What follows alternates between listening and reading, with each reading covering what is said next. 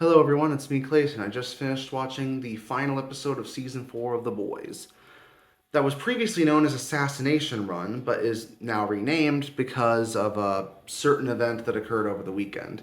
Granted, this episode was filmed back in 2023 and is only now being released in July of this year, but naturally, certain events over the weekend have caused a viewer discretion warning, telling everyone that the boys, the people behind it, do not advocate for political violence in any way.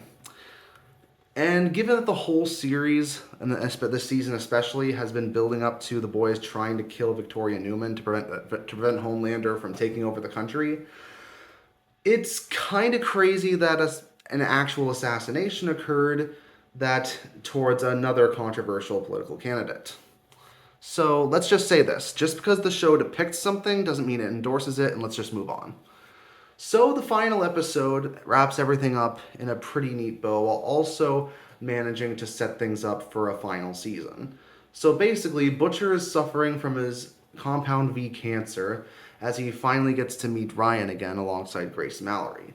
Mallory and Butcher basically explain to Ryan that he's one of the only people in the world who could possibly even hope to defeat Homelander. But Ryan doesn't exactly appreciate being used as a weapon, especially since he's still just a kid. Especially since there are other things that occur in this episode too, like the shapeshifter Annie ends up trying to kill Robert Singer, meaning actual Annie has to take her out. And Huey ended up, having relations with that shapeshifting assassin, which means that's the second time he's been assaulted this season. God, Huey needs a break. And he needs to reconcile with Annie about that. All while Mother's Milk, Frenchie, and Kimiko are trying to get the soup virus, set up as a last resort. And all while Victoria Neuman realizes she's just going to be a puppet for the whole nation if she goes through with Homelander's plan. So while Homelander plans on taking out every single Vought employee who has any dirt on any of the soups, meaning he basically just has to murder half the company in order to do it, or just send out Deep, Black Noir, and Firecracker to do it. It turns out that Sister Sage actually had a lot of this as part of her big plan to begin with. Because Butcher ends up killing Neuman, Robert Singer ends up being sent to jail because he's the one who ordered the hit in the first place, and Homelander gets to essentially have all the power he wanted thanks to Senator Calhoun, one of the people at Tech Knight's party, becoming the president instead. So yeah, Sister Sage actually ended up providing a plan that worked without Homelander even realizing it. Then again, she is the smartest person in the world. I guess she kind of had this all figured out from the start. But it actually does provide itself to be a solid twist as well.